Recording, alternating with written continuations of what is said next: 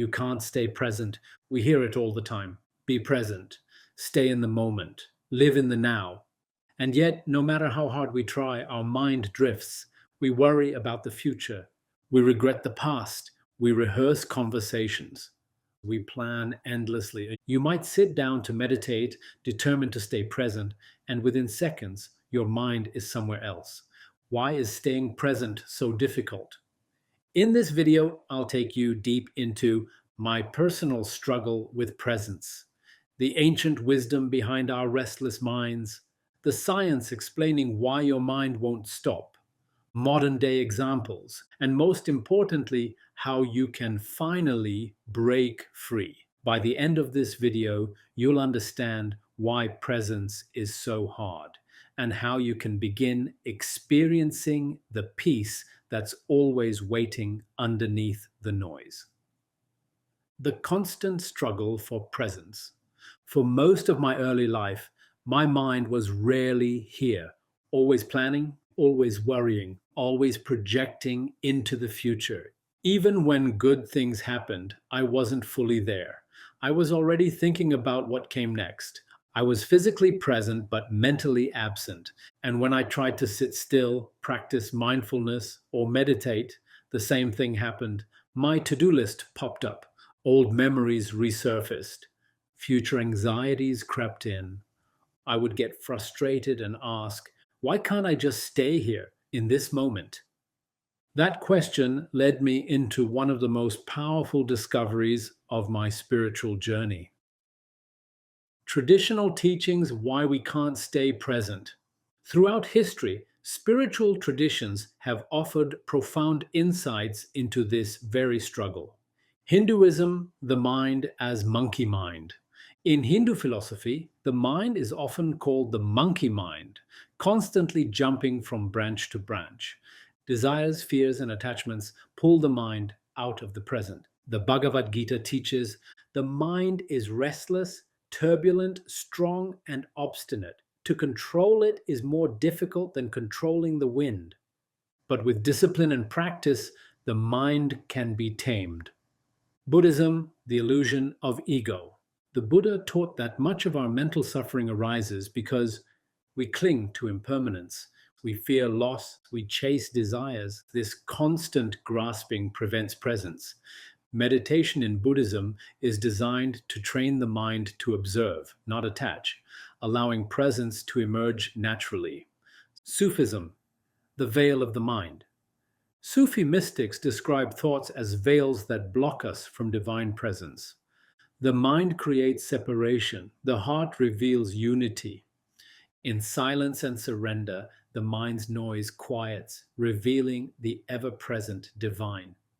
For years, I battled my own mind. I tried, forcing myself to stay present, fighting my thoughts, getting frustrated when they returned. But the more I fought, the more restless I became. Eventually, through guidance, study, and practice, I learned something profound. The goal is not to force presence, but to understand what pulls you away from it. When I stopped fighting and started observing, I began to see the patterns: fear of the future, regret of the past, need for control, unprocessed emotions. Once I saw these clearly, presence stopped being something I chased.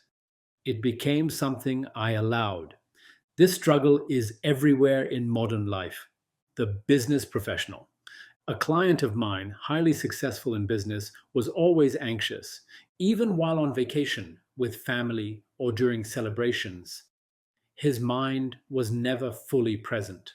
Planning, worrying, controlling. Through mindfulness coaching, he realized his fear of losing control was stealing his ability to enjoy life. As he practiced letting go, presence returned. An example of around a parent. A mother once told me, I'm playing with my child, but I'm not really there. I'm thinking about work, bills, or my phone. Her presence improved dramatically when she simply practiced breathing, grounding herself, allowing moments to be as they are. Presence isn't about perfection, it's about surrender. The science behind why you can't stay present. Science now explains what spiritual teachers have known for centuries. 1. the default mode network, DMN. The DMN is the part of your brain responsible for self referential thinking, daydreaming, rumination. This is the constant mental chatter. During mindfulness and meditation, DMN activity decreases, allowing you to stay present. 2. The survival brain. Your brain evolved for survival, not peace. It constantly scans for threats. It projects into the future to prepare. It replays the past to learn. But in a modern world, this hypervigilance creates anxiety, not safety. 3. Neuroplasticity. The good news is your brain can rewire. The more you practice presence, the easier it becomes neurologically.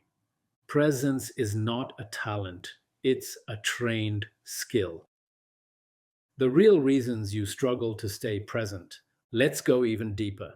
Here are the real forces pulling you out of presence. 1. Unprocessed emotions, past wounds, regrets, guilt. The mind drifts to unresolved pain. 2. Fear of the future, worry about outcomes, fear of failure, need for certainty. The mind projects stories to feel in control. 3. Attachment to control, wanting life to go a certain way, resisting uncertainty. Presence requires surrender, control resists it. 4. Identity attachment. You're attached to being someone, successful, smart, in control. The ego constantly narrates to maintain this identity. 5. External distractions, technology, constant stimulation, social media. The world is designed to keep your mind busy. The parable of the cloudy sky. Imagine the sky represents your pure awareness. Thoughts are clouds, emotions are winds, fears are storms. When you try to fight the clouds, you create more wind, more disturbance. But when you simply observe the clouds pass on their own, presence is like allowing the sky to remain open regardless of the clouds. The sky never leaves, it's always here. How to finally stay present, practical steps. Here's what has helped me and many others return to presence. 6 practical steps you can implement today. 1. Breath awareness. The breath anchors you to now. Feel the inhale, feel the exhale. When the mind drifts, gently return to the breath. 2. Body awareness. Feel your feet on the ground. Feel the air on your skin. Feel your heartbeat. The body only exists in the present. 3. Radical acceptance. Don't resist thoughts. Observe them. Label them planning, remembering, judging. Then gently return to now. 4. Surrender control. Remind yourself, I don't need to control everything to be safe. This releases the ego's grip. 5. Gratitude practice. List what you're grateful for right now. Gratitude grounds you in the richness of the present. 6. Nature solitude. Time alone in nature reattunes your nervous system to presence. Even today, my mind still wanders. Old habits arise, worries return. Control tries to sneak back in. But I've learned the practice is not in being perfect, it's in returning. Every time I return to breath, to stillness, to presence, my capacity grows. Presence isn't something you achieve once. It's something you return to again and again, and each return makes the next one easier. The life-changing power of presence. So, what happens when you finally stay present? Peace replaces anxiety. Clarity replaces confusion. Love replaces fear. Life becomes richer even in simple moments. You begin to realize you were never missing anything. You were simply missing now. The present moment is not where life happens. It is life itself. If this message resonated with you, share your experience in the comments. What pulls you out of presence? What helps you return? Let's continue this practice together. Don't forget to like, subscribe, and share this video with anyone who struggles to stay present. Until next time, stay open, stay grounded, and return to now.